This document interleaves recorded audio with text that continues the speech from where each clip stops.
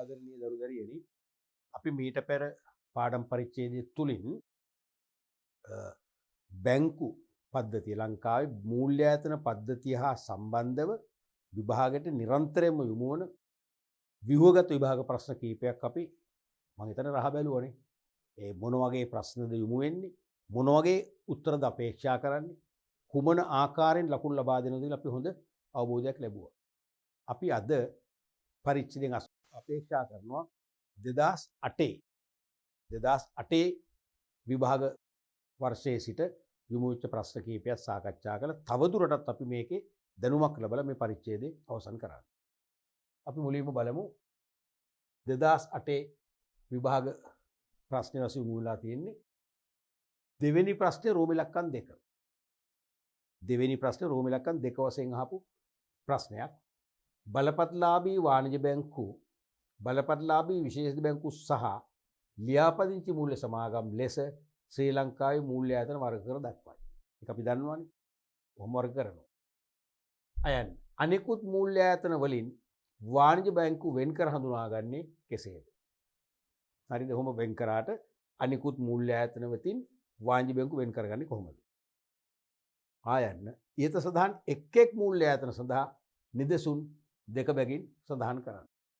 ඊට සඳහන් එක් මූල්‍ය ආයතන සඳහා නිදසුන් දෙක බැගින් සඳහන් කරන්න. අයන්න මොකක්ද ඇහුවේ? සෙසු මූල්‍ය ආයතන වලින් වාණිජ බැංකු වෙන් කරගන්නේ කොහොමද? හරිම සරලයිනේ වැඩි. පළවෙනි එක තමයි ජංගම ගිණුම් පවත්වාගෙන යාම හා ඒවා පදනම්ව ණය මැවීම නිසා. සෙසු මූල්‍ය ආයතන එකක්වත් දරුණු ඔයගොල්ලෝ දන්නවා ජංගම ගිණුම් පවත්වාගෙන යන්නේ නැහැ තහනම්නේ. මොකද ජංගම ගිණුම් පදනම් කරගෙන තමයි ණය මවන්නේ. මතකනේ? මම කලින් න්‍යායාත්මක කොටස පැහැදිලි කරද්දී කිව්වා ජංගම ගිණුමක රුපියල් ලක්ෂයක් තියෙනවා නම් ඒක එකවර ඉල්ලන්නේ නැහැ කියලා බැංකුවක් දැකීමෙන් දන්නවා. 120යි අවශ්‍ය වෙන එදිනෙදා ගනුදෙනු පියවන්න චෙක් පත් වලට ගෙවන්න. 180 ණය දෙන්න පුළුවන්. 180 ණය දෙනවා. ඒ දෙන්නේ ජංගම ගිණුමක් තියෙන කෙනෙකුට හෝ ජංගම ගිණුම විවෘත කරලා. ඒ 180 ජංගම ගිණුමට බැර කරනවා. කාගෙද? නයිලුම් කරුගේ. බැරට 80000ක් යනවා. දාලා හරට ලැබී යුතු ණය කියලා ගිණුමක් හර කරනවා. දැන් ඒතර බලන්න එක්කෙනෙක්ගේ ජංගම ගිණුමේ ලක්ෂයක් තියෙනවා අනිත් කෙනාගේ 80000ක් තියෙනවා. 1,80,000ක් පෙන්වනවා බැරශේෂ. නමුත් ඇත්තටම සල්ලි තියෙන කීයද? ලක්ෂයයි. අර 80 මොකද්ද? මැව්වා ණය. තේරන්නේ වගේ ජංගම ගිණුම පදනම් කරගෙන ණය මැවීමේ හැකියාව තියෙන්නේ වාණිජ බැංකු වලට පමණයි. එහෙමනම් සෙසු බැංකු වලින් වාණිජ බැංකු අපිට වෙන් කරගන්න පුළුවන්. දෙවෙනි එක තමයි විදේශ විනිමය ගනුදෙනු ඉටු කරන නිසා. විදේශ විනිමය මිලදී ගැනීමේ සහ විකිණීමේ කටයුතු වෙන මූල්‍ය ආයතන කරන්න බෑ. අන්න මෙන්න මේ විශේෂිත කාරණ දෙක තුලින් සෙසු බැංකු වලින් අපිට වාණිජ බැංකු වෙන් කරගන්න පුළුවන්. සරලයි පැහැදිලිනේ. එහෙනම් ඒ කරුණු දෙකට ලකුණු භාගෙමින් ලකුණු එකක් දීලා තියෙන භාගෙ. ඊළඟට ඉහත සඳහන් එක් මූල්‍ය ආයතන සඳහා නිදසුන් දෙක බැගින් සඳහන් කරන්න කියලා තියෙනවා. ඒතර නිදසුන් මාකින් ස්කීම් එකේ තිබුණේ නැහැ. මමත් නිස ගත්තේ නැහැ. ඕනෑම බලපත්ලාභී වාණිජ බැංකු දෙකක්. ඕනෑම බලපත්ලාභී විශේෂ බැංකු දෙකක්. ඕනෑම බලපත්ලාභී මූල්‍ය සමාගම් දෙකක්. ලියන්න පුළුවන් ඕගොල්ලන්ට. එතකොට ලකුණු දුන්නේ නිවැරදි පිළිතුරු යුගල 3ට. මේ යුගල 3 කියන්නේ මේ වාණිජ බැංකු දෙකක්, විශේෂ බැංකු දෙකක්, මූල්‍ය සමාගම් දෙකක් ඔක්කොම 6ක්. 6ක් ලිව්වනම් ලකුණු 2යි. ඒක ලකුණු භාගෙ බැගින්. හරිනේ. නිවැරදි පිළිතුරු යුගල 2කට ලකුණු 1යි. කියන්නේ යුගල 3ම ලිව්වනම් 2 2 ලකුණු 2ම දෙනවා. සම්පූර්ණ ලකුණු 2යි. හරිනේ. සම්පූර්ණ ලකුණු 2ම දුන්නා. එතකොට අපි මේ වාණිජ බැංකු සහ විශේෂ බැංකු හරියට ලිව්වා. ඔබ මූල්‍ය සමාගම ලියාගෙන බැරුණා කියලා එහෙනම් ලකුණු කීයද? 1යි. ඒ කියන්නේ යුගල 2යි ලිව්වේ. අපි දුමු ඕගොල්ලෝ මේ උඩ දෙකම ලිව්වේ නැහැ මූල්‍ය සමාගම විතරයි ලිව්වේ. කියන්නේ යුගල 1යි ලිව්වේ. ලකුණු නැහැ. ලකුණු නැහැ. දෙන්නෙත් නැහැ. දෙන්න බලයකුත් නැහැ. පුළුවන් නේද? ඕනෑම බලපත්ලාභී වාණිජ බැංකු දෙකක්. ලංකා බැංකුව, මහජන බැංකුව. නැත්තම් හැඩ් නැෂනල් බැංකුව, සම්පත් බැංකුව. නැත්තම් හොංකොං සහ සංහායි බැංකුව, ඉන්දියාවේ ICIC බැංකුව. නැත්තම් හබීබ් බැංකුව. නැත්තම් ස්ටෑන්ඩඩ් චාර්ටර්ඩ් බැංකුව. ඔය වගේ ඕන දෙකක් ලියන්නේ. 24ක් තියෙනවනේ. බලපත්ලාභී විශේෂ බැංකු මම හිතන්නේ 7ක් විතර තියෙනවනේ. මොනවද? රාජ්‍ය ගස්සායෝජන බැංකුව. ජාතික ඉතිරි කිරීම බැංකුව. ශ්‍රී ලංකා ඉතිරි කිරීම බැංකුව. සනස සංවර්ධන බැංකුව, ප්‍රාදේශීය ග්‍රාමීණ වෙන්නේ දැන් ප්‍රාදේශීය සංවර්ධන බැංකුව, ප්‍රාදේශීය සංවර්ධන බැංකුව, රීජනල් ඩෙවලොප්මන්ට් බැංක්, අන්න ඒ වගේ දෙකක් ලියන්න. බලපත්ලාභී මූල්‍ය සමාගම් 30 ගාණක් තියෙනවනේ. LB Finance PLC, Singer Finance PLC, Valuable Finance PLC. ඔය ඕන තරම් දෙකක් ලියන්න පුළුවන්. හරියට right. ඊළඟට බලමු අපි 2011 නව නිර්දේශයට ආපු විභාග ප්‍රශ්නයක්. 3 රෝම ඉලක්කම් 4 අයන්න. 3 රෝම ඉලක්කම් 4 අයන්න වශයෙන් අහපු ප්‍රශ්නය. මේකේ අයනු දෙකම එකම අවුරුද්දේ අහපු ප්‍රශ්නයක ලකුණු 4ක ප්‍රශ්නයක්. බලපත්ලාභී වාණිජ බැංකුව හා බලපත්ලාභී විශේෂිත බැංකුව අතර සැසඳීමක් කරන්න. සැසඳීම් දෙකකට ලකුණු දෙකක් දීලා තියෙන එක ගානෙම දීලා තියෙනවා. මතකනේ මම මේක කලින් විභාග ප්‍රශ්න මේක කියලා දුන්නා. සසඳන්න කිව්වොත් සමානතාත් අයිති අසමානතාත් අයිති. තේරුණානේ? මේ වගේ මේ බැංකු දෙකක්නේ යම් සංකල්ප දෙකක් සසඳන්න කිව්වොත් ඒ සංකල්ප දෙකේ ඔන්න සමානතාව විතරක් ලියන්න පුළුවන්. අසමානතාව විතරක් ලියන්න පුළුවන්. සමාන අසමානතා මිශ්‍ර කරලා ලියන්න පුළුවන්. ඉතින් වඩා හොඳ අසමානකම් වලින්ම සසඳීම කරන එක. මොකද සසඳනකම අපිට ඇත්තට වෙනස පේන්නේ නැහැ. සසඳන්න කිව්වම ඇත්තටම අපිට වෙනස පේනවනේ හොඳ දරුවනේ. ඒ නිසා සමානතාව වලට වඩා අසමානකම් වලින්ම සසඳීම පෙන්වන්න පුළුවන් නම් හොඳයි. ඒතර වෙනස්කම පේනවනේ. නමුත් සමානතාවත් ලියන්න පුළුවන්. සමානතාවත් ඔට්ටුයි. ඒකට. තේරෙනවද? උදාහරණයක් වශයෙන් මේකට යම් කෙනෙක් ලියනවා බලපත්ලාභී වාණිජ බැංකු සඳහා මුදල් මණ්ඩලයෙන් බලපත්‍රයක් ගන්න ගෙවානිමි ප්‍රාග්ධන අවම මිලියන 2500ක් තියෙන්න ඕනේ. නමුත් ඒ සඳහා බලපත්ලාභී විශේෂිත බැංකුවට තියෙන්න ඕනේ මිලියන 1500. අන්න අසමානතාවයක් තුලින් අපි සැසඳුවා. ඊළඟට ලියනවා බලපත්ලාභී වාණිජ බැංකුව වලට ඉල්ලුම් තැන්පතු පවත්වාගෙන යමින් ණය මෙවිය හැක. විශේෂිත බැංකුව වලට එම හැකියාව නැත.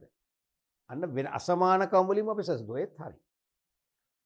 තව ශිෂ්‍යයෙක් ලියන්න පුළුවන් බලපත්ලාභී වාණිජ බැංකුව වලට විදේශ විනිමය ගනුදෙනු ඉටු කළ හැක. විශේෂිත බැංකුවට ඉටු කරන්න බෑ කියන කතාව.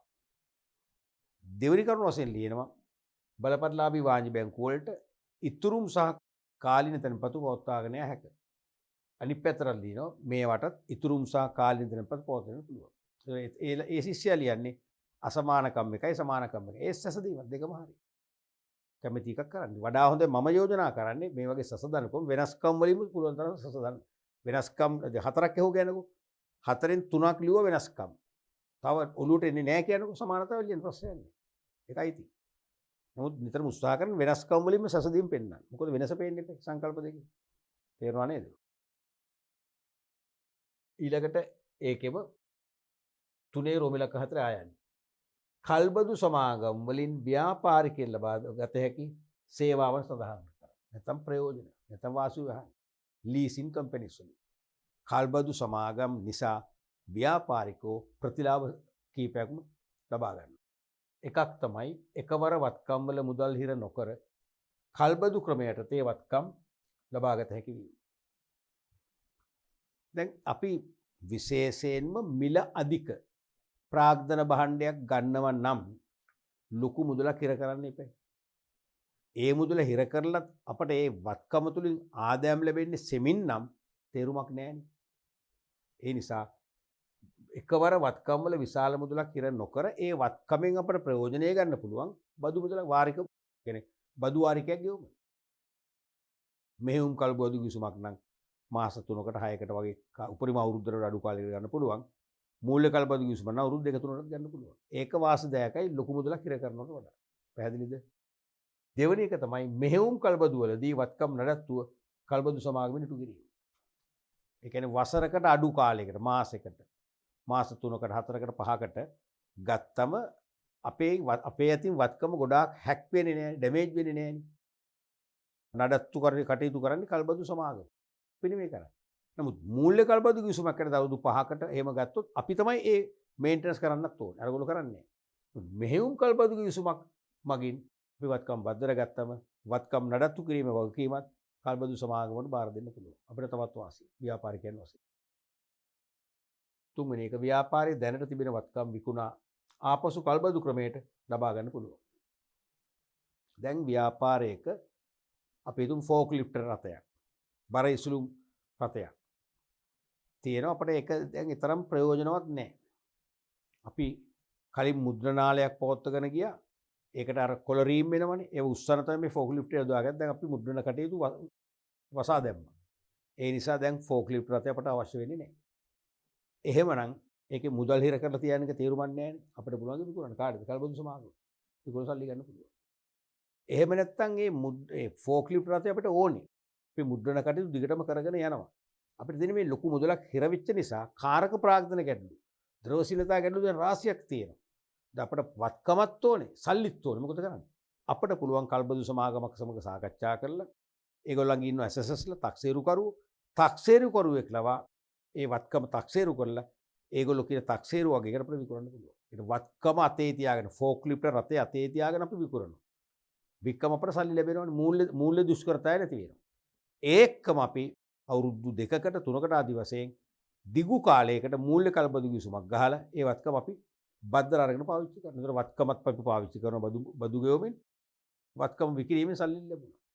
වැඩ දෙකම කෙරුණා. තේරුණා? අන්න ඒ වාසිය මේක ගන්න පුළුවන් ව්‍යාපාරිකයින්ට. ඊළඟට වත්කම් බද්දර ගන්නා බැවින් සාමාන්‍ය ව්‍යාපාර කටයුතු සඳහා ණය ලබා ගැනීමට බාධාවක් ඇති නොවේ. දැන් වත්කම් බද්දට ගන්නකොට සාමාන්‍ය ණය ගැනීමේ හැකියාවට බාධා වෙන්නේ නැහැ. සාමාන්‍යයෙන් දරුවනේ වෙන්නේ මිලාදික වත්කමක් ප්‍රාග්ධන භාණ්ඩයක් ගන්නකොට ව්‍යාපාරිකයා අතේ සල්ලි තිබුණත් සල්ලි වලින් ගන්නෙ නැහැ. එතකොට ගත්තොත් දේශීය ආදායම් දෙපාර්තමේන්තුවෙන් ප්‍රශ්න කරනවා කොහෙන්ද ඔය සල්ලි හම්බුනේ පෙන්වන්න. ඒ සල්ලි වලට ටැක්ස් ගෙවුවද? ගෙවලා නැහැ. අන්න අපේ අතීත අවුරුදු 3කටත් එක දඩපොලිත් එක ගෙවන්න වෙනවා. ඒ නිසා අපි කරන්නේ මොකද්ද? අතේ තියෙන සල්ලි වලින් ගන්නෙ නැහැ. අපි ණයක් ගන්නවා. බැංකු ණයක් අරගෙන තමයි වත්කම ගන්න. අන්න ටැක්ස් එකෙන් අහනවා කොහොමද වත්කම ගත්තේ? මෙන්න ණය විස්තර පෙන්නනවා. තේරෙනවද? අපිට බදු ප්‍රශ්නේ නෙමෙයි. අන්න ඒ නිසා අපි සාමාන්‍යයෙන් කරන්නේ වත්කමක් මිලදී ගන්නේ ණයක් අරගෙන. හැබැයි වත්කමක් මිලදී ගන්නේ ණයක් අරගෙන නම් ණය ගත්වහම මොකද වෙන්නේ? ඒ ණයතොරතුරු වාර්තා වෙනවා කොහෙද? අපි කලින් කතා කරේ කොහෙද? ක්‍රිබ් එකේ. ශ්‍රී ලංකා ණයතොරතුරු කාර්යාංශයට යනවා. අපි වෙනුවෙන් ගිණුමක් විවෘත කරලා අපේ ණයතොරතුරු සියල්ල තියෙනවා. ඒවා මාස්පතා අප්ඩේට් කරනවා, යාවත් කාලන කරනවා. වාරික කිව්වොත් ඒවත් විස්තර තියෙනවා. ඔය අතර අපේ ව්‍යාපාර කටයුතු පුළුල් කරන්න, නවීකරණය කරන්න, නව තාක්ෂණ ආදේශ කරන්න ඕන වෙලා බැංකු ණයක් ඉල්ලනවා. මොකද වෙන්නේ?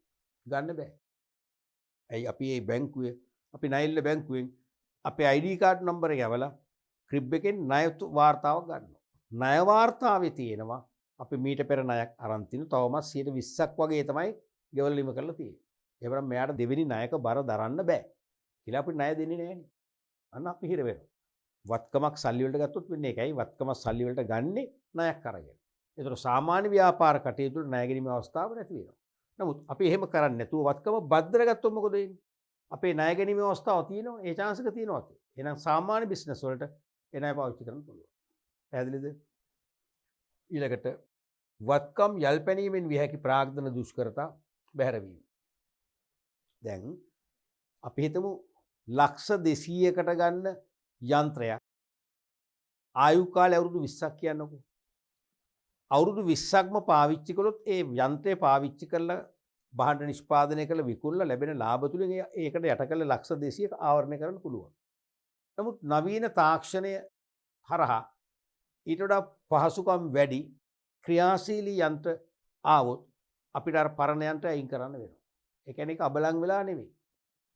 අක්‍රිය වෙලා නෙවෙයි. වැඩ කරනවා. නමුත් අලුත් යන්ත්‍රයෙන් තමයි අපි දැන් වැඩ කරන්නේ. මොකද තරංකරුවොත් ඒ අලුත් යන්ත්‍ර පාවිච්චි කරන නිසා. ඒතර අර යන්ත්‍ර තියෙනවා අපිට ලාභ තුලින් මේ යටකල මුදලින් ආවරණය කරන්න බැරි වෙච්ච කොටසක් අපරාධයක් ඒක. ඒක තමයි යල්පැනගේ ප්‍රාර්ථනාවක් කියන්නේ. එහෙම ප්‍රශ්න වෙන්නේ නැහැ.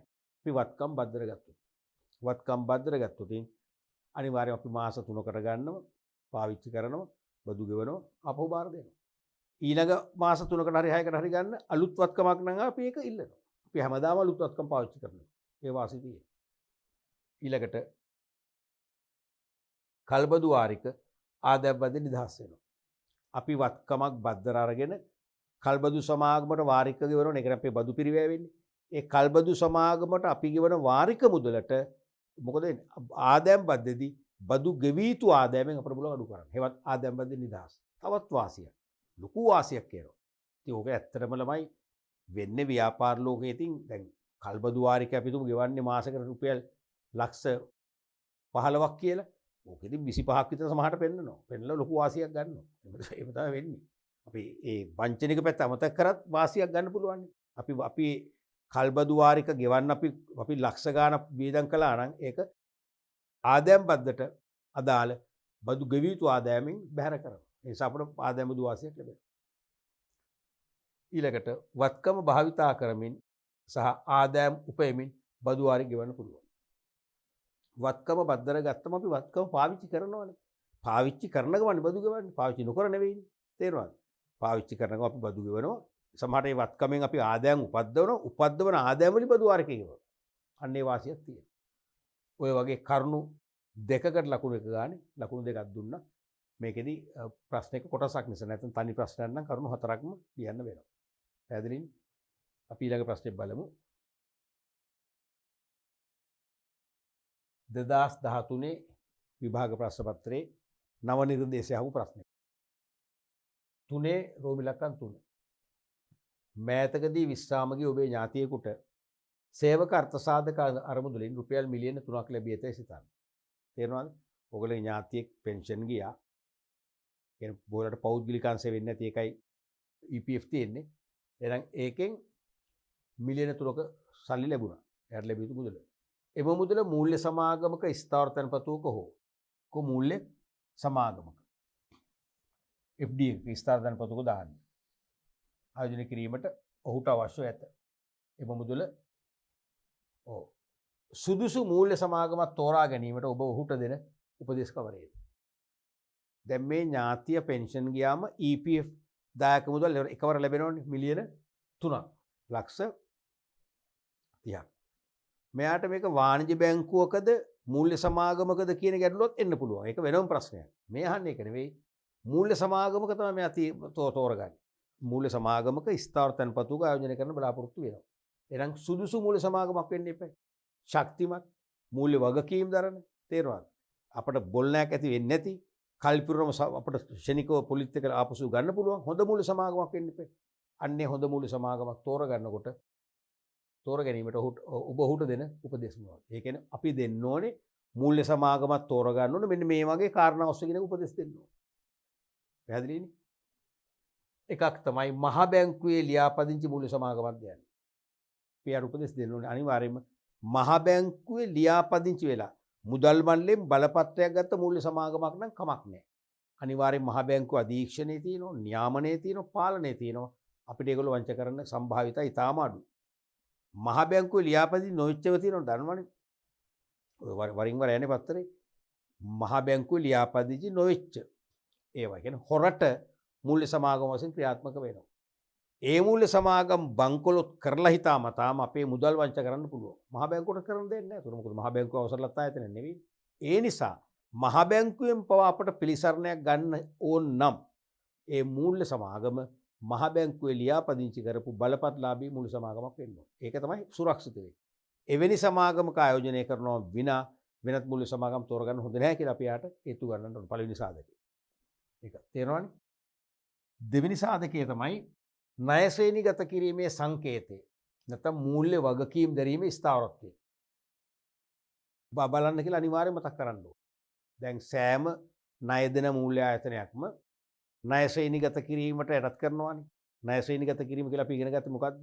ඒ කියන්නේ විද්‍යාත්මක ලෙස මූල්‍ය ආයතන වලට මූල්‍ය වගකීම් දැරීමේ හැකියාව මොකද කරන්නේ? ඇගීමට ලක් කරනවා. දැන් වෙනදා අපි හොඳම බැංකුවක් මොකක්ද කියලා අපි විවිධාගෙන් අහලා දැනගන්න. දැන් එහෙම ඕනේ නැහැ. ෆිච් රේටින් ලංකා සමාගම, ඒ වගේම ස්ටෑන්ඩඩ් ඇන්ඩ් පුවර් සමාගම, රැම් රේටින් ලංකා සමාගම වගේ හතරක් තියෙනවනේ.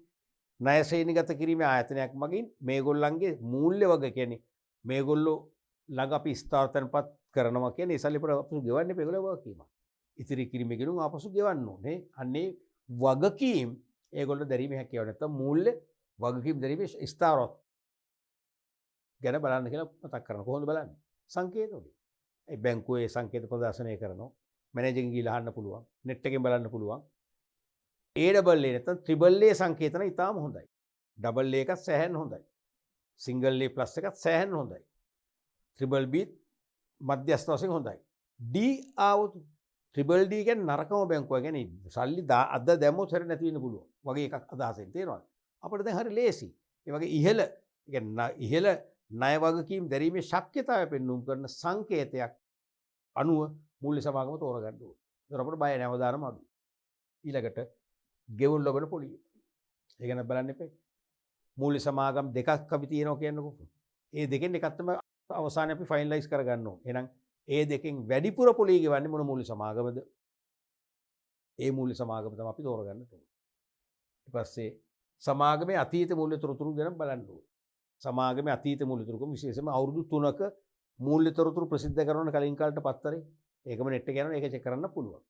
එහෙම නැත්නම් ඒ මූල්‍ය සමාගමේ වෙබ්සයිට් එකට ගිහිල්ලා ඉන් එහා තොරතුරුත් අපිට පරීක්ෂා කරලා බලන්න පුළුවන්.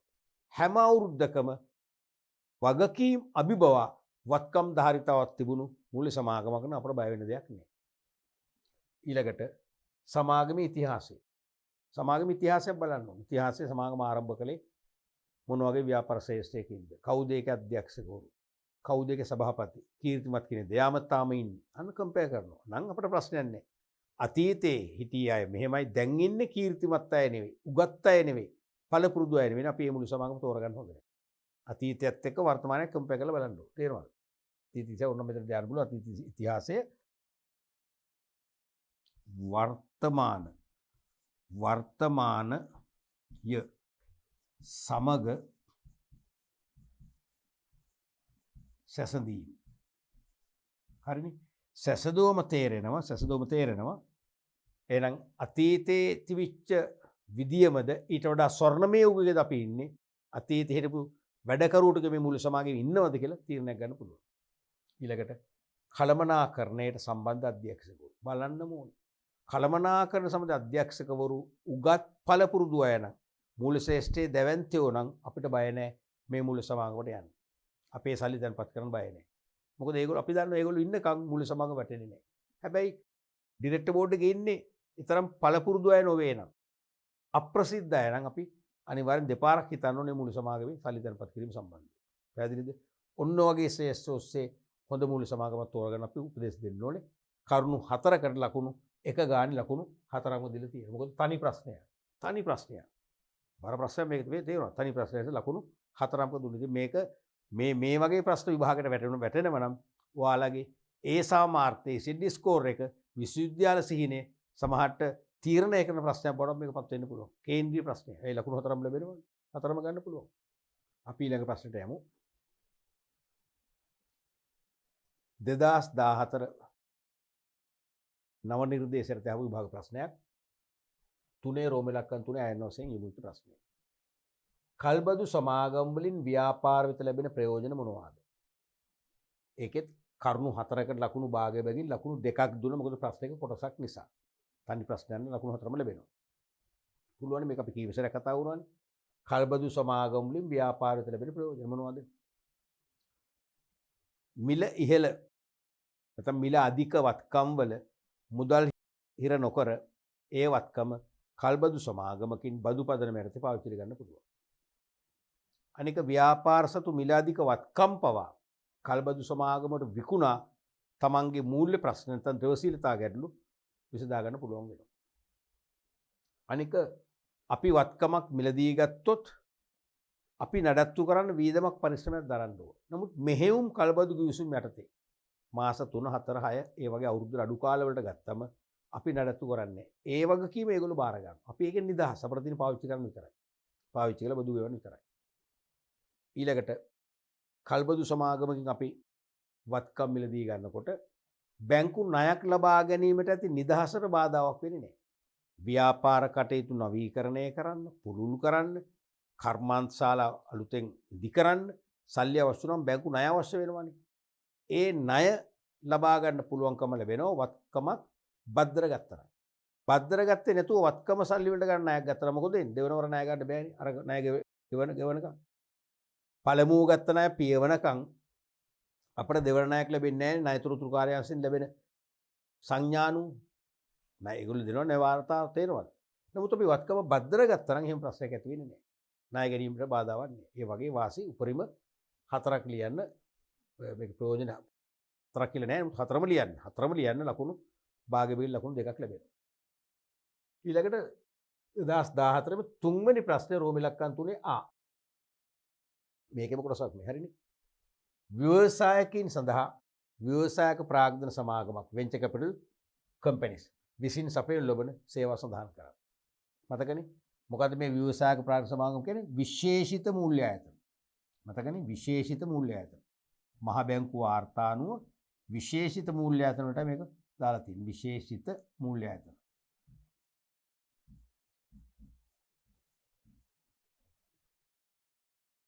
එකක් තමයි මූල්‍ය පහසුකම් සැලසීම. ව්‍යාපාර මිලදී ගන්න, පවරා ගන්න, ව්‍යාප්ත කිරීම වැනි කටයුතු වලට මේගොල්ලෝ සපයනවා. විශේෂයෙන්ම නවක ව්‍යාපාරික, නව ව්‍යවසායකයනේ ව්‍යාපාරයක් මිලදී ගන්න අවශ්‍ය නම්, පවර ගන්න ඕන නම්, ව්‍යාප්ත කරන්න කියන්නේ ශාඛා ව්‍යාප්ත කරන්න. ඒ වගේ වට මූල්‍ය පහසුකම් සපයනවා. කොටස් ප්‍රාරක්ෂණ සේවා. මතකයිනේ?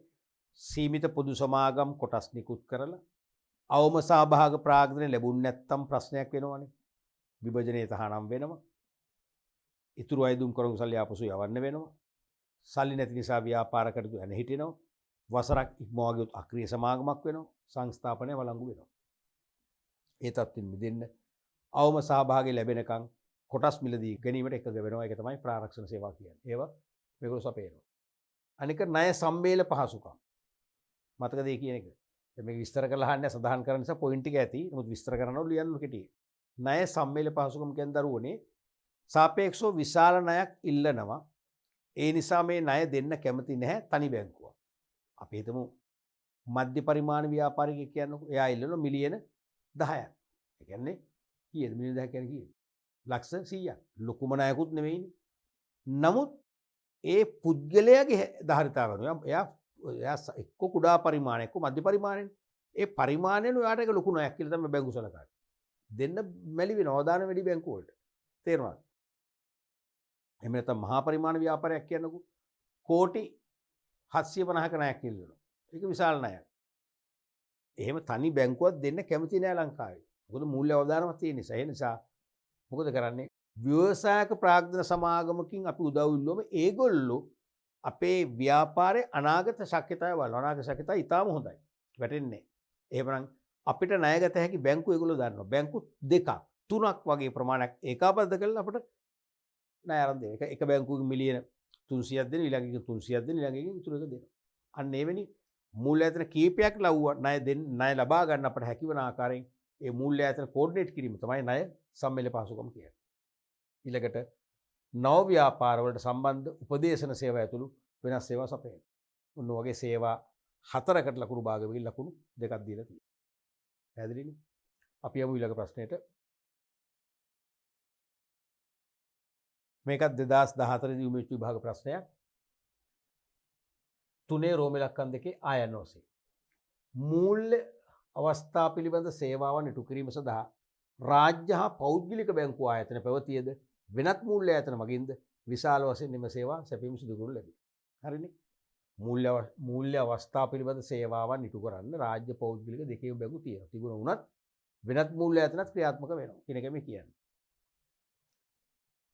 එක ශ්‍රී ලංකාවේ ක්‍රියාත්මක වන විවිධ මූල්‍ය ආයතන වර්ග කවරේද? ශ්‍රී ලංකාවේ ක්‍රියාත්මක වන විවිධ මූල්‍ය ආයතන වර්ග. බලපත්ලාභී විශේෂිත බැංකු වලට නියැලීමට අවසර ලබා දී නොමැති ව්‍යාපාරික කාර්යයන් මොනවාද? සරල ප්‍රශ්නයක්. එතකොට මහ බැංකු වාර්තාවන මූල්‍ය ආයතන වර්ගීකරණය මේ අහන්නේ. එහෙනම් පළවෙනි එක තමයි බැංකු අංශය. බැංකු අංශේ කොටස් තුනක් තියෙනවා. එකක් මහ බැංකුව, අනික බලපත්ලාභී වාණිජ බැංකු, අනික බලපත්ලාභී විශේෂ බැංකු. හරිනේ? දෙවෙනි එක මොකද්ද? තන්පතු වාර ගන්න අනිකුත් මූල්‍ය ආයතන. වර්ග තුනක් තියෙන. ඒ තුන මේක පෙන්වන්න ඕනේ නැහැ. පොදු මූලික ටිකනේ අහන්නේ. ඒ තමයි බලපත්ලාභී මුදල් සමාගම්, සමුපකාර ග්‍රාමීය බැංකු, සනස සමිති. මතකයිනේ? තුන්වෙනි එක තමයි විශේෂිත මූල්‍ය ආයතන. විශේෂිත මූල්‍යකාරණ කරන ආයතන. හතරවෙනි එක තමයි ගිවිසුම්ගත ඉතිරි කිරීම ආයතන. ඔය වගේ මූලික අංශ හතරක් තියෙන. හතර තමයි අහන්නේ. වර්ග කවරේද? නම් කරන්නේ විතරයි ඕනේ. ඕනෑම කරුණු දෙකකට ලකුණු භාගය බැගින් ලකුණු එකක් දීලා තියෙනවා. හතරම අපේක්ෂා කරලත් නැහැ. නමුත් හතරම අපේක්ෂා කරන්න පුළුවන්. හතරම ලියන්න ඕනේ. තේරෙනවද? දැන් මේකෙදි කරුණු දෙකයි කියලා හිතන් ඊළඟ අවුරුද්දේ දෙකකට ලෑස්ති වෙන්නේ නැහැ. මොකද හතරක් සාමාන්‍ය හතරම අහනවා. මොකද මේක ලොකු ප්‍රශ්නයක් නෙවෙයි. අනිත් එක තමයි දෙවෙනි ප්‍රශ්නේ බලපත්ලාභී විශේෂිත බැංකු වලට නියැලීමට අවසර ලබා දී නොමැති. ව්‍යාපාර කාර්යන් දෙකයි තියෙන්නේ මොනවද? බලපත්ලාභී වාණිජ බැංකුවට කළ හැකි නමුත් මේවට කරන්න බෑ. එකක් මොකද්ද? ජංගම ගිණුම් පවත්වාගෙන යන්න බෑ. එහෙම නැත්නම් ඇය දෙන්නත් බෑ. දෙවෙනි එක විදේශ විනිමය ගනුදෙනු වල නිරත වෙන්නත් බෑ. විදේශ විනිමය මිලදී ගැනීම විකිණීම කරන්න බෑ. මේ දෙකම කරන්න පුළුවන් වාණිජ බැංකුවට පමණයි. එහෙනම් ඒකෙදි කරුණු දෙකට ලකුණු භාගය ගන්න ලකුණු එකක් දීලා තියෙනවා. පැහැදිලිනේ? ඊළඟට 2015 විභාග ප්‍රශ්න පත්‍රය තුලින් යොමු වෙච්ච ප්‍රශ්නය තුන්වෙනි ප්‍රශ්නේ රෝම ඉලක්කම් 5 අයන්නේ.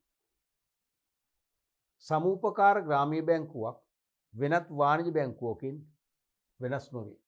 මෙම ප්‍රකාශනය එකඟද හේතු දක්වන්න. ප්‍රශ්න දෙකක් අහන්න ඕනේ. එකඟද හේතු. එකඟද පළවෙනි ප්‍රශ්නේ දෙක හේතු. හරිනේ. සමූපකාර ග්‍රාමීය බැංකුව. ඒ කියන්නේ ප්‍රාථමික සමූපකාර සමිති වල බැංකු අංශය. වෙනත් වාණිජ බැංකුවකින් වෙනස් නොවේලු. හරිද? නෑ. පැහැදිලිවම වෙනස් නෑ. අපෝ අහසට පොළොව වගේ. පැහැදිලිවම වෙනස් නේ. එකඟද හේතු දක්වන්න.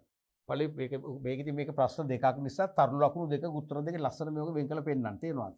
පළවෙනි තරු ලකුණ එකග නොවේ. මෙම මූල්‍ය ආයතන අතර වෙනස්කම් රාශියක් ඇත.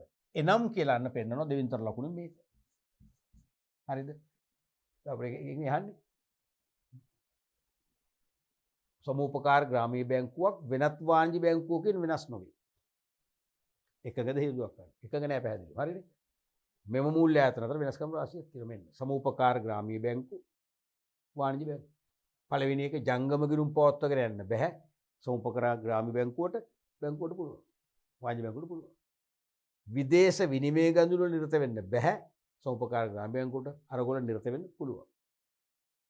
තුන්වෙනි එක තැන්පත් බාර ගන්න අනිකුත් මූල්‍ය ආයතන වර්ගයට තමයි අයිති වෙන්නේ සමූපකාර ග්‍රාමීය බැංකුව. මතකයි? තැන්පත් බාර ගන්න අනිකුත් මූල්‍ය ආයතන වලටයි. මහ බැංකුව වාර්තා අනුව. නමුත් අරකයි තියෙන කොහටද? බැංකු අංශයට අයිති වෙන්නේ. අන්න ඒ මූල්‍ය ආයතන පද්ධතිය වර්ගීකරණයේදී ශීර්ෂ දෙකක් වෙනස්. නැත්නම් මේ දෙන්න බෙන් කරන පවුල් දෙකක් වෙනස්. කාණ්ඩ දෙක වෙනස්. ඊළඟට ප්‍රාථමික සමූපකාර සමිති මගින් විගණනයක් සිදු වෙනවා මේවේ. නමුත් අරක විගණනය කරන්නේ වාණිජ බැංකුවල මහා බැංකුව. ඊළඟට සමූපකාර ප්‍රතිපත්ති මත තමයි ක්‍රියාත්මක වෙන්නේ සමූපකාර ග්‍රාමීය බැංකුව. ඒ ප්‍රතිපත්ති වලින් බැහැර වෙන්නේ නැහැ. තේරුණාද? නමුත් වාණිජ බැංකු ප්‍රතිපත්ති මතයි ක්‍රියාත්මක වෙන්නේ. ලංකාවේ බැංකුවට අයිති ප්‍රතිපත්ති මත තමයි ක්‍රියාත්මක වෙන්නේ. ඊළඟට විශාල ගනුදෙනු සිදු නොකරයි. සමූපකාර ග්‍රාමීය බැංකු සාමාන්‍යයෙන් විශාල ගනුදෙනු නෙලෙන්නේ නැහැ. සාමාන්‍යයෙන් ලක්ෂ 5ට අඩු ගනුදෙනු තමයි වෙන්නේ. නමුත් වාණිජ බැංකුවල විශාල ප්‍රමාණයක ගනුදෙනු ඉෂ්ට කරනවා. ඔය වගේ වෙනස්කම් නිසා පැහැදිලිවම සමූපකාර ග්‍රාමීය බැංකුවයි වාණිජ බැංකුවයි දෙකක්. ඒක අනිවාර්යයෙන්ම සමාන වෙන්නේ නැහැ. වෙනස්කම් තුනකට ලකුණු භාගය ගන්න ලකුණු එකමාරක් දීලා තියෙනවා. හරිද? ඊළඟට මේ තියෙන්නේ 2015 විභාග ප්‍රශ්න පත්‍රයේ ප්‍රශ්නයම ඒ කියන්නේ ඉස්සෙල්ලා ප්‍රශ්නේ ආ කොටස. තුනේ රෝම ඉලක්කම් 5 ආයන්නේ. ශ්‍රී ලංකාව තුළ මූල්‍ය සමාගම් වල ශීඝ්‍ර වර්ධනයක් වර්තමානයේ දක්නට ලැබේ. පැහැදිලිද? ශ්‍රී ලංකාව තුළ මූල්‍ය සමාගම් බලපත්ලාභී මුදල් සමාගම් වල ශීඝ්‍ර වර්ධනයක් වර්තමානයේ දක්නට ලැබෙනවා. එසේ මූල්‍ය සමාගම් ශීඝ්‍රයෙන් වර්ධනය වීමට හේතු හතරක් දක්වනවා. මූල්‍ය සමාගම් දැන් අපි උසස් පෙළ කදාරණ කාලෙදී මූල්‍ය සමාගම් දෙකක් තුනක් ඕනනම් තියෙන්නේ. දැන් ඒ 30 ගානක් 39ක් පමණ ක්‍රියාත්මක කරනවා දැන්නේ. ඇයි කොහොමද මේ මෙච්චර ඉක්මනට ව්‍යාප්ත වෙන්නේ? පළවෙනි එක තමයි වෙනත් බැංකු වලින් පහසුවෙන් සරල කොන්දේසි යටතේ සේවා ලබා ගැනීම අපහසුතාව තියෙනවා. නමුත් මූල්‍ය සමාගම් වලින් අඩු කොන්දේසි යටතේ පහසුවෙන් අපිට සේවා සපයනවා. දැන් උදාහරණයක් වශයෙන් මට ඔය ගමේ පොඩි වත්තක් මිලදී ගන්න අවශ්‍ය වෙලා මම ප්‍රධාන බැංකු කීපයකින් ප්‍රධාන බැංකුවක මම අවුරුදු 15ක් විතර ගනුදෙනු කරුවේ. කරන්ට් account එකක් තියෙනවා. ඉල්ලුවම ඒගොල්ලෝ අධිමදි කරා. මගේ ආදායම් පිළිගන්න අමාරු අරවම ප්‍රශ්න ගොඩක් දැම්මා. අන්තිමට මම ගියා මූල්‍ය සමාගමකට. අහම්බෙන් ගියේ. දෙන්නම්කෝ ප්‍රශ්නයක් නැහැ කිව්වා. ඉතින් පස්සේ අපි කතා කරා. මං කිව්වා මාසෙකට අඩු කාලෙකින් උන්නේ අපි සයිස් දෙකෙන් දෙන්නම්කෝ. සයිස් දෙකෙන් නම් බැරුව තුනෙන් හම්බුණා. අරගොල්ලන්ගේ මාස 3ක් විතර යනවනේ. ඒ වගේ ප්‍රශ්නේ දැන් මේකේ බොහොම ඉක්මන්. මොකද හේතු කොන්දේසි සරලයි. අන්න ඒ නිසා මොකද මූල්‍ය සමාගම් පැත්තට ජනතාවගේ වැඩි නැඹුරුවක් තියෙනවා, කැමැත්තක් තියෙනවා. ඒ කැමැත්ත කියන්නේ මොකද්ද? එහෙනම් ජනතාවගේ පැත්තේ මූල්‍ය සමාගම් අරබන් හොඳ අවස්ථා උදා වෙලා තියෙනවා. ඔපචුනිටිස් තියෙනවා. ඒ නිසා මූල්‍ය සමාගම් ඉක්මනින් ව්‍යාප්ත වෙනවා. දෙවෙනි එක මේවා ගනුදෙනුකරු මූලික කරගත් කාර්යයන්හි නිරත වීම. කියන්නේ කස්ටමර් ඔරියන්ටඩ් බැංකින් සර්විස් එකක් තමයි මේක කියන්නේ. ගනුදෙනුකරු ඉල්ලන්නේ මොකද්ද? දැන් මම කිව්වේ මට මාසෙකට අඩු කාලෙකින් දෙන්න බැරිද? නැත්නම් මං කියනවා මට සතියකින් දෙන්න බැරිද? දෙන්නම් සර් අපි දෙන්නම් සතියකින්. කියනවා කිව්වම මට සර්විස් එක දෙනවා. ඒ වගේ ගනුදෙනුකරු මූලික කරගත් කාර්යයන් තමයි මේක තියෙන්නේ. ගනුදෙනුකරුගේ තෘප්තිය කියන්නේ ගනුදෙනුකරුගේ තෘප්තිය සහතික කරන්න පුළුවන් වන ආකාරයෙන් සේවා සපයන් ක්‍රියාත්මක වෙනවා. ඒ නිසා මූල්‍ය සමාගම් ශීඝ්‍රයෙන් ව්‍යාප්ත වෙනවා. අනික රටේ ව්‍යාපාර කටයුතු වර්ධනය. ඒකත් එක්ක හේතුවන්නේ පෙරට වඩා රටේ දැන් ව්‍යාපාර කටයුතු වර්ධනය වෙලා තියෙනවා. ඒ වර්ධනය වෙද්දී විවිධ මූල්‍ය පහසුකම් සපයන්න ඕනේ. ඒකෝර වාණිජ්‍ය බැංකු වලට පමණක් කරන්න බෑ. මූල්‍ය සමාගම් ටිකකට පමණක් කරන්න බෑ. නම් තවත් මූල්‍ය සමාගම් වල අවශ්‍යතාවය ඇති වෙනවා. ඒ නිසා ව්‍යාප්ත වෙනවා. හතරවෙනි එක මූල්‍ය සමාගම් ආරම්භීමට පැවති බාධා ඉවත් වීම. පෙරට වඩා මූල්‍ය සමාගම් ආරම්භ කිරීමට තිබිච්ච බාධා අයින් වුණා. බාධා ලිහිල් කරා. ඒකත් හේතුවක් වුණා මූල්‍ය සමාගම් ව්‍යාප්ත වෙන්න. ඊළඟට රජයෙන් ලැබෙන දිරිගැන්වීම් වැඩි වීම. රජයෙන් පෙරට වඩා දැන් මූල්‍ය සමාගම් සඳහා දිරිගැන්වීම් ලබා දෙනවා. එවැනි ප්‍රවණතාවක් හමු වෙත් මූල්‍ය සමාගම් වල ව්‍යාප්තිය මොකද වෙන්නේ? ඉහළ යනවා. ඊළඟට මූල්‍ය සමාගම් අතරේ තරංකාරීත්වය වර්ධනය. මූල්‍ය සමාගම් අතර තරඟයත් වැඩි වෙනවනේ. තරඟ වැඩි වෙන්න කාර්යක්ෂම සේවා සපයනවා. කාර්යක්ෂම සේවා තුළින් වැඩිපුර ගනුදෙනුකරුවන් පිරිසක් සහ වැඩිපුර විකුණුම් ආදායමක් ලාභයක් උපයන්න පුළුවන්කම ලැබෙනවා. මේක දකින විභව ආයෝජකවරුත් මොකද වෙන්නේ? මූල්‍ය සමාගම ආරම්භ කරනවා. අන්න මූල්‍ය සමාගම් ව්‍යාප්ත වෙනවා. ඊළඟට මූල්‍ය වෙළඳ පොලේ සිදු වර්ධනය. සමස්තයක් වශයෙන් මූල්‍ය වෙළඳ පොල කියන්නේ මොකද්ද? මූල්‍ය ආයතන වර්ග ව්‍යාප්ත වුණා. ඒ ව්‍යාප්තිය වල සමගාමීව මූල්‍ය සමාගම් වල ව්‍යාප්තියක් ඇති වුණා.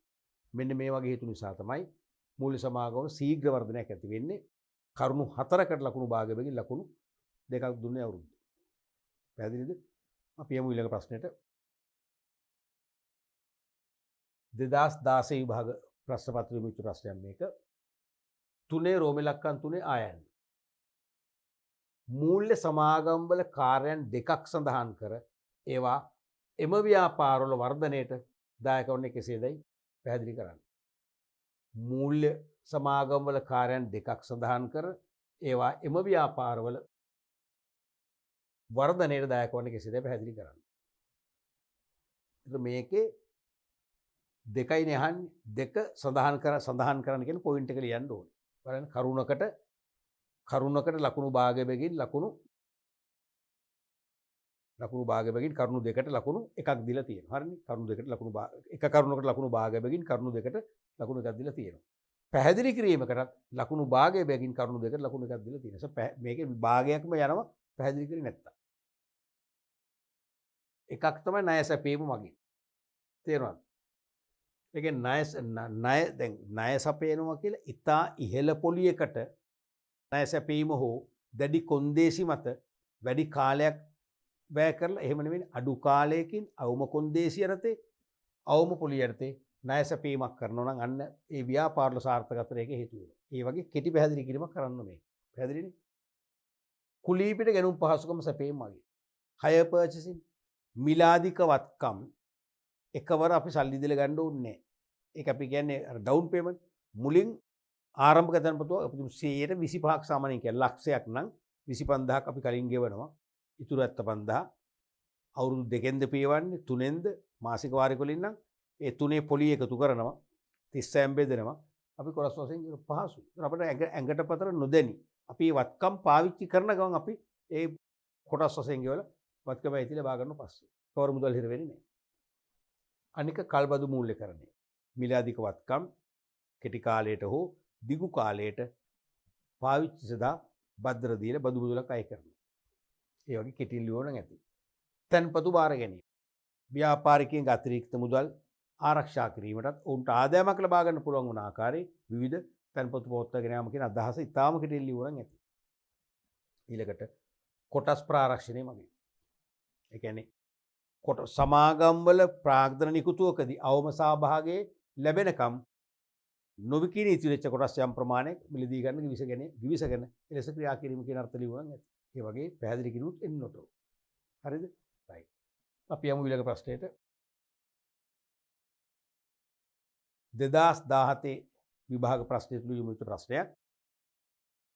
3 රෝම ඉලක්කම් 3 ආයන වශයෙන් ආවේ. සේවක අර්ථසාධක අරමුදල සහ සේවක භාරකාර අරමුදල අතර වෙනස්කම් දෙකක් ලියන්න. මේක ලොකුවට ප්‍රශ්න අහන්නේ නැහැ දැන්. කලින් සිලබස් එකේ නම් ඕල් සිලබස් එකේ නම් සේවක කළමනාකරණය කියන පාඩමේ පුළුල් කොටසක් වශයෙන් මේක තිබුණා. දැන් ඒකනුත් අයින් කරා. දැන් මේක තියෙන අර මූල්‍ය ආයතනයක්නේ. ගිවිසුම්ගත මූල්‍ය ආයතනෙ මේක වැටෙන්නේ. ඒ නිසා අර බැංකුවල මූල්‍ය ගිවිසුම්ගත මූල්‍ය ආයතනයක් වශයෙන් කලාතුරකින් මේ වගේ ප්‍රශ්නයක් අහනවා මිසක හැමදාම අහන්නේ. අහන්න පුළුවන් මේ තිරි විභාග ප්‍රශ්න 2017 මෑතකදී. හරිද? සේවක අර්ථසාධක අරමුදල කියන්නේ මොකක්ද දරුවනේ? පෞද්ගලිකාංශයේ සේවකයින්ට රජයෙන් පෙන්ෂන් ගෙවන්නේ නැහැ. ඒගොල්ලෝ විශ්‍රාම ගියාම සදෑ සමේ ආර්ථික ප්‍රශ්න අවම කරගෙන ජීවත් වෙන්න එකවර මුදලක් ලැබෙනවා ඒගොල්ලන්ට. ඒ මුදල ආයෝජනය කරලා ඒකට ආදායම් මාර්ග හදා ගන්න පුළුවන්. ඒක තමයි සේවක අර්ථසාධක මුදල තියෙන්නේ. සේවක භාරකාර අරමුදල කියන්නේ පෙන්ෂන් නැති පෞද්ගලිකාංශයේ සේවකයින්ට සේවා යෝජකයාගේ දායකත් මාසික දායකත්වයෙන් හැදෙන අරමුදලක්. ඒක සේවෙන් ඉවත් වීමදී අපහො ගන්න පුළුවන්. දෙකම තියෙන පෙන්ෂන් නැති අය. පෙන්ෂන් ඇති අය මේක දෙන්නේ නැහැ. නමුත් සමහර රාජ්‍ය අංශයේ සේවකයින්ට පමණක් පෙන්ෂන් තියෙන අයට රාජ්‍ය සේවා අර්ථසාධක අරමුදලක් තියෙනවා. හරියට රයිට්. මේකේ වෙනස්කම් බලමු ඔක. මුල් පැත්තට සේවක අර්ථසාධක අරමුදල, අනිත් පැත්තට සේවක භාරකාර අරමුදල. පළවෙනි එක සේව්‍ය සේවක දෙපාර්ශ්වයම දායක වෙනවා. මොකටද? EPF එකට. දැන් සේවක අර්ථසාධක අරමුදලදී වෙන්නේ කම්කරු දෙපාර්තමේන්තුවයි මහ බැංකුවේ සේවක අර්ථසාධක අරමුදල් දෙපාර්තමේන්තුව දෙකම ඒකාබද්ධව මේක ගෙනියන්නේ. මොකද කම්කරු දෙපාර්තමේන්තුවේ කම්කරු කොමසාරිස්වරයා තමයි හාම්පුතාලව පොළඹවන්නේ තමන්ගේ සේවකයන්ට සේවක අර්ථසාධක අරමුදල් ගිණුම් විවෘත කරන්න. කොහෙද? මහ බැංකුව. හරිද? අනුමත කරන්නේ කම්කරු කොමසාරිස්. ඒ ගිණුම් ආරම්භ කරන සමාජිකයන් වෙනුවෙන් ගිණුම් පවත්වගෙන යන්නේ. මාසික වාරික මුදල් එක්රැස් කරන්න. ඒ අරමුදලේ සල්ලි පිටත ආයෝජනය කරන්න. හරිද? කම්කරු කොමසාරිස් කවදා හරි විශ්‍රාම ගියා කියලා නිර්දේශ කළ සාතික කරාම ඒ මුදල ආපසු ගෙවන්නේ කවුද? මහ බැංකුවේ EPF ඩිපාර්ට්මන්ට්. එහෙනම් මහ බැංකුවේ අර්ථසාධක අරමුදල් දෙපාර්තමේන්තුව නැත්නම් EPF ඩිපාර්ට්මන්ට් එක තමයි අර්ථසාධක අරමුදල් කළමනාකරණය කිරීම කරන්නේ. අර්ථසාධක අරමුදල් ක්‍රමේ නියාමනය කරන්නේ කවුද? කම්කරු දෙපාර්තමේන්තුව නැත්නම් කම්කරු කොමසාරිස්වරයා. සේවා නියුක්තිකයන්ගේ බාර අරමුදල වෙනම බෝඩ් එකක් තියෙනවා. රජයේ සංස්ථාවක්. සේවා නියුක්තිකයන්ගේ බාර අරමුදල් මණ්ඩලය. Employees Trust Fund Board. ඒකෙන් තමයි පොත්ගෙන යන්නේ. ඒකෙදි හාම් පුතාලා ලව්වා තමන්ගේ සේවකයන් වෙනුවෙන් ETF ගිණුම් විවෘත කරන්න. මාසිකව හාම් පුතාලා විසින් තමන්ගේ අතින් සේවකයා පොඩින් කපන්නේ. ඒ දායක මුදල ප්‍රේෂණය කරන්නත් බලපෑම් කරන්නේ නැත්නම් නියාමනය කරන්නේ ETF බෝඩ් එක මගින්. එහෙනම් පළවෙනි එක තමයි සේව්‍ය සේවක දෙපක්ෂෙම දායක වෙනවා. මෙතන සේව්‍යා පමණක් දායක වෙනවා. ඒ කියන්නේ වැටුපෙන් 3%. වැටුපෙන් 3%. සේව්‍යා පමණයි. සේව්‍යා පමණයි.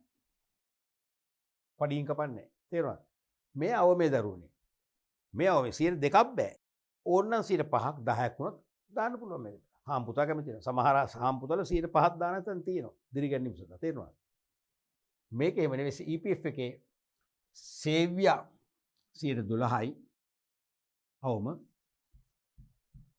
සේවකයාගේ වැටුපෙන් 8ක් කපනවා. දල වැටුපෙන් 8ක් අඩු කරගන්නවා. ඒ කියන්නේ ලක්ෂයක් නම් වැටුප මෙයාගේ 8ක් කපන කියන්නේ රුපියල් 8,000යි. ඒකට හාම්පුතා 12ක් එකතු කරනවා. 12 10 ඔක්කොම 20000ක් මාසපත යනවා. කිරුමට. දැන් මේක දරුවෝ ලොකු ගාණක්. දැන් පෙන්ෂන් යනකොට සාමාන්‍යයෙන් දැන් විශ්වවිද්‍යාලයක වැඩ කරන කතිකාචාර්යවරයෙක් වගේ නම් ඒගොල්ලෝ එක දිගට වැඩ කරලා පෙන්ෂන් යනකොට ලක්ෂ 400ක් විතර හම්බ වෙනවා මේ EPF දායක මුදල. අවම. තව තියෙන ග්‍රැටියුටි එකක් වෙනම හම්බ වෙනවා. තේරෙනවද? කොහොමද ලක්ෂ 800ක් 900ක් විතර ඒගොල්ලන්ට හම්බ වෙනවා මේ පෙන්ෂන් යනකොට. ලොකු මුදලක් මේක. ඊළඟට මහා බැංකුව මගින් පවත්වාගෙන යනවා සේවක සාධක අරමුදල. මොකද අරමුදල පවත්වන්නේ ගිණුම් තියෙන මහා බැංකුවනේ. අපි ඒ නිසා කියන්නේ මහා බැංකුව පවත්වාගෙන යනවා කියලා. නමුත් කම්කරු කොමසාරිස්වරගේ නියාමනයේ තියෙනවා මේකෙදි සේවා නියුක්තිකයන්ගේ භාරකාර අරමුදල් මණ්ඩලයෙන් තමයි මේක පවත්වාගෙන යන්නේ. මොකද ETF එක. ඊළඟට විදේශ සහ ස්වයං රැකියාවල නියුක්ත වූවන්ට සමාජිකත්වය ලබන්න බෑ EPF එකේ. විදේශ රටවල ඉන්න අයට ස්වයං රැකියා ගොවියෝ, ඒ වගේම කම්කරුවෝ, මේෂන් මහත්තුරු ඒ වගේ අයට බෑ ස්වයං රැකියා කරනවා මේක. නමුත් ETF එක පුළුවන්. ඒකට පුළුවන්. විදේශ රටවල රැකියා කරන අයටත් ස්වයං රැකියා කරන ගොවීන්, වඩු කාර්මිකයින් වැනි අයටත් පුළුවන් ETF එක ලබන්න. පැහැදිලිද? ඊළඟ වෙනස්කම තමයි කාන්තාවන් විවාහය මත රැකියාවෙන් ඉවත් වෙනවා.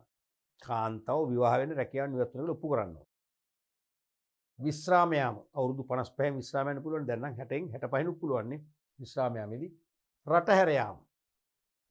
රට රැකියාව කරන්න නෙවෙයි ලංකාව අතහැර විදේශයකට පදිංචිට යනවා. ඒක ඔප්පු කරන්න වීසා බලපත්‍ර වගේ ඔප්පු කරන්න පුළුවන් නේ. විශ්‍රාම වැටුප් සහිත රැකියාවකට යාම. කාන්තාවක් පෞද්ගලික අංශ රැකියාවක් කළා. අපිට මේ කාන්තා යුද හමුදාවට බැඳෙනවා. රජයේ රැකියාවක්. අන්න පෙන්ෂන් තියෙනවනේ. එතකොට EPF එක ගන්න පුළුවන් මෙයාට. 60 වෙනකන් ඉන්න ඕනේ නැහැ. තේරෙනවද? අවස්ථාවලදී අර මුදල් ආපසු ලබා ගන්න පුළුවන්. නමුත් ETF එක එහෙම නෙවෙයි. රැකියාවෙන් ඉවත් වූ විට අර මුදල් ආපසු ලබා ගන්න පුළුවන්. පෙන්ෂන් එනකම් ඉන්න ඕනේ නැහැ. රැකියාවෙන් ඉවත් වුණාම පුළුවන්. හැබැයි අවුරුදු 5ක කොන්දේසිකට යටත් වෙයි. මොකක්ද ඒකේ තේරුම? ඔබ පෞද්ගලික අංශේ රැකියාවක් කරන අවුරුදු 4ක්. 4න් ඒ ආයතනින් ඉවත් වෙලා වෙන රැකියාවකට යනවා. දැන් ඔබට අවුරුදු 4ක් ETF එකට හාම්පුතු අසල්ලි දැම්මම සිරිතුණු ගානේ. ඔබේ සල්ලි ඉල්ලනවා. ගන්න බෑ. බෝඩ් එකෙන් අවුරුදු 5ක් සම්පූර්ණ වෙනවා. 5න් පස්සේ පුළුවන්. අපි තුමු ඔබ අවුරුදු 7ක් වැඩ කරලා යනවා කියලා. අන්න 7ේදී ETF සල්ලි ඔබට එකවර ගන්න පුළුවන්. ඔබ නැවත පෞද්ගලික අංශ රැකියාවකට අවුරුදු 7ක් හිටියනේ. නැවත ඔබ රැකියාවකට යනවා. ඒක බාර අරගෙන අවුරුදු 3ක් වැඩ කරනවා. ඔව්. අවුරුදු 3ක් වැඩ කරනවා. මොකද වෙන්නේ? 3ක් වැඩ කළා ඉවත් වෙනවා. ගෙවන්නේ නැහැ. ඇයි හේතුව? අවුරුදු 3ෙන් දෙන්නේ නැහැ. මොකද එක අවුරුද්දක අපිට ETF අරගෙන රැකියාවෙන් අයින් වුණා නම් හරිද? ඊළඟට අවුරුදු 2ක් වැඩ කරලා අයින් වෙද්දී හම්බෙන්නේ අවුරුදු 5ක් පයින් ඕන නැවත කරලා. 5න් 5ට ගෙවන්න. තේරෙනවද? ඕන්නම් ඔබ කැමති නම් විශ්‍රාම වෙනකන් ඉඳලා ගන්න පුළුවන්. ඊළඟට 1958 අංක 15 දරන සේවක අර්ථසාධක අරමුදල් පනතින් තමයි මේක පාලනය වෙන්නේ. මොකද්ද? EPF ක්‍රමය. සේවක 1958 අංක 15 දරන කියන එක අමතක කරන් අඩු ගන්න සේවක අර්ථසාධක අරමුදල් පනතෙන් ක්‍රියාත්මක වෙන ඉතින් පාලනය වෙයි කියලා ලියන්නේ. මේක 1980 අංක 46 දරන සේවක බාරකාර පනතෙන්දී පාලනය වෙනවා. ඊළඟ එක තමයි සේව්‍යා විසින් සේවකයාගේ දල වැටුප මත අවම සිට 12ක දායකත්වයක් ලබා දෙනවා. හාම්පුතාගේ දායකත්වයෙන් වෙනසක් කියන්න පුළුවන් නේ. සේවකයාගේ දල වැටුපෙන් මත 12ක් හාම්පුතා සල්ලි යොදවනවා. මාසිකව. මෙතන ඒ අවම 3යි. 5ක් දායකුණා පුළුවන්. මෙන්න මේ වගේ කරුණු දෙකකට ලකුණු එක ගාන ලකුණු දෙකක් ලබා දෙන්න තියෙනවා. අපි බලමු ඊළඟ ප්‍රශ්නයක්. මේ 2018 විභාග ප්‍රශ්නය 3 රෝම ඉලක්කම් 4. මූල්‍ය සමාගම් ව්‍යාපාර සංවර්ධනය සඳහා විවිධ සේවා සපයයි. ව්‍යාපාරවලට මූල්‍ය සමාගම් මගින් සපයන සේවා 4ක් විස්තර කරන්න. හරිනේ. මූල්‍ය සමාගම් වලින් ව්‍යාපාරවලට සපයන සේවා 4ක් අහන්න. විස්තර කරන්න කියනවා. නම් කිරීම 4ට ලකුණු භාගය ගන්න ලකුණු 2යි. නම් කරන්න ඕනේ. පැහැදිලි කිරීම 4ට ලකුණු පැහැදිලි කළොත් පමණක් තව ලකුණු 2ක් ලැබෙනවා. ඒක හරි පරිස්සමෙන් කරන්න තේරෙනවද?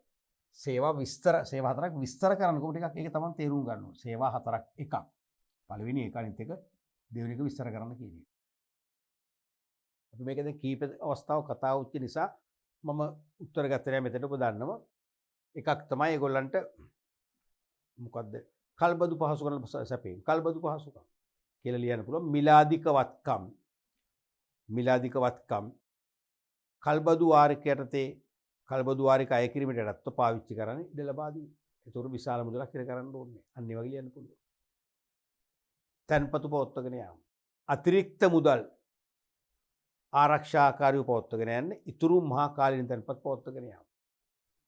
ඒ වගේම මොනවාද දේපල වෙළඳාම් කටයුතු. කියන්නේ ව්‍යාපාරිකයන්ගේ ඉඩම් තියෙනවා නම් ගොඩනැගිලි තියෙනවා නම් ඒවා විකුණා දීමේ කටයුතු මුළු සමාගම විසින් ඉෂ්ට කරනවා. අන්න ඒ වගේ කරුණු තාම කෙටියෙන් පැහැදිලි කරලා ලියන්න ඕන. කරුණු 4ක්. ඊළඟට 2020 නව නිර්දේශයේ ප්‍රශ්නයක් තියෙනවා.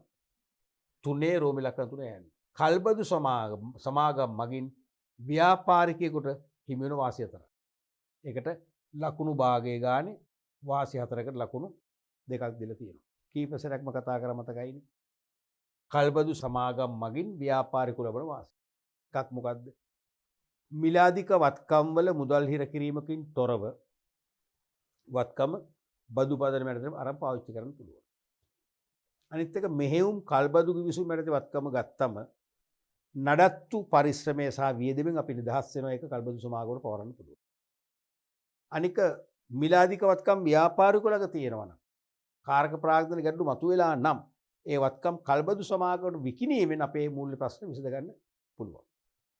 අනිත් එක තමයි මිලාදික වත්කම් අපි කල්බදු ක්‍රමයට අරගෙන හරිද භාවිතා කරමින් පාවිච්චි කරමින් අපි ඒකෙන් ආදායම් උපද්දවනවා. ආදායම් උපදවන මගින් ආදායම් ඉපදවීම මගින් අපිට පුළුවන් බදු මුදල ගන්න. ඒ වත්කම පාවිච්චි කරනවා භුක්ති විඳින්න ආදායම් උපද්දවමින් පුළුවන් වාරික ගෙවන්න.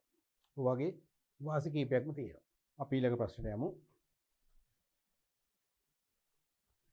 මේක 2018 විභාග ප්‍රශ්නයක්.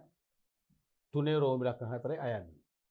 බලපත්ලාභී වාණිජ බැංකු හා බලපත්ලාභී මුදල් සමාගම් අතර ඇති වෙනස්කම් දෙකක් විස්තර කරන්න.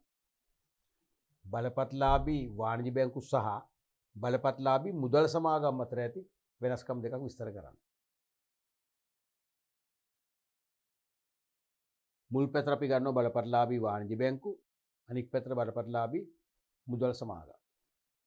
බලපත්ලාභී වාණිජ බැංකු, අනික් පැතර බලපත්ලාභී මුදල් සමාගම්. පළවෙනි එක තමයි ජංගම ගිණුම් පවත්වාගෙන යාමට අවසර තියෙනවා වාණිජ බැංකු වලට. නමුත් මුදල් සමාගම් වලට එම අවසරේ නැහැ. අර විශේෂිත බැංකු වගේ තමයි මතකනේ. බලපත්ලාභී විශේෂිත බැංකු වලටත් බලපත්ලාභී මුදල් සමාගම් වලට දෙකටම කාලීන හා ඉතිරි කිරීමේ තැන්පත් පුළුවන්. ජංගම ගිණුම් බෑ. ප්‍රධාන වෙනස. දෙවෙනි එක තමයි විදේශීය විනිමය ගනුදෙනු වල යෙදීමට අවසර තියෙනවා වාණිජ බැංකු වලට. අරකට ඒ අවසරයක් නැහැ. මතකනේ. බලපත්ලාභී විශේෂිත බැංකු වගේම විශේෂ බැංකු වලට මේ සෙට් එකම අපි තියෙනවා. සමානයි. තුන්වෙනි එක තමයි නියෝජිත සේවා සපයනවා බලපත්ලාභී වාණිජ බැංකු. බලපත්ලාභී මුදල් සමාගම් නියෝජිත සේවා සපයන්නේ නැහැ. ඒ කියන්නේ තමන්ගේ ගනුදෙනුකරුවන් වෙනුවෙන් සිය ගනුදෙනුකරුවන් වෙනුවෙන් පෙනී සිටීමෙන් සේවා සපයන්නේ නැහැ මේ බලපත්ලාභී මුදල් සමාගම්. දැන් අපි වෙනුවෙන් කොටස් බිල දී ගන්නවද? කොටස් තරෝකාර සේවය දෙනවද? අපි වෙනුවෙන් නිත්‍ය නෝක ඉෂ්ට කරනවද? කරන්නේ නැහැ. නියෝජිත සේවා නැහැ. වාණිජ බැංකු පැහැදිලිවම කරනවනේ. අපි නිත්‍ය නෝගයක් දුන්නම අපි වෙනුවෙන් නියමිත වෙලාවට මාසිකව අපේ රක්ෂණ වාරිකේ අපි වෙනුවෙන් ගෙවනවා. අපි වෙනුවෙන් අපට අයරැස් කරලා දෙනවා. මාසිකව අපේ ණයගැතියන්ගේ මුදල් ලැබෙන්න තියෙනවා නම් විස්තර දුන්නම ඒ මුදල් අපේ ගිණුමට එක්රැස් කරලා දෙනවා. තේරෙනවද? ඒ වගේම අපි වෙනුවෙන් අපේ ස්වර්ණාභරණ ටික ආරක්ෂා කරලා දෙනවා. නියෝජිත සේවා නේ.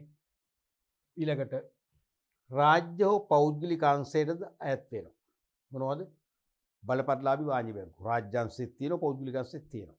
නමුත් ෆිනෑන්ස් කම්පැනිස් මුදල් සමාගම් කොහෙද තියෙන්නේ? පෞද්ගලික අංශය පමණයි. පැහැදිලිවම රාජ්‍ය අංශේ නෑ. රාජ්‍ය අංශේ නෑනේ ප්‍රධාන වෙනසක්. ඊළඟට 88 අංක 30 දරන බැංකු පනත අදාළ වෙනවා බලපත්ලාභී වාණිජ බැංකු වලට. අදාළ නීතිය. තමයි දැන් අවස්ථා කීපෙදි සංශෝධන වුණා. තාමත් මේ නීතිය තියෙනවනේ. බැංකු පනත. 88 අංක 30 දරන බැංකු පනත. විභාගෙදී 88 අංක 30 පැටළුනොත් එහෙම නැතුව ලියන බැංකු පනත යටතේ ක්‍රියාත්මක වෙනවා. නමුත් මුදල් සමාගම් 2011 අංක 42 දරන මුදල් ව්‍යාපාර පනත තමයි දාලා වෙන්නේ. ඒකේ 2011 අංක 42 අමතක කරන මුදල් ව්‍යාපාර පනත කියලා මතක තියාගන්න. මේක බැංකු පනත, මේක මුදල් ව්‍යාපාර පනත.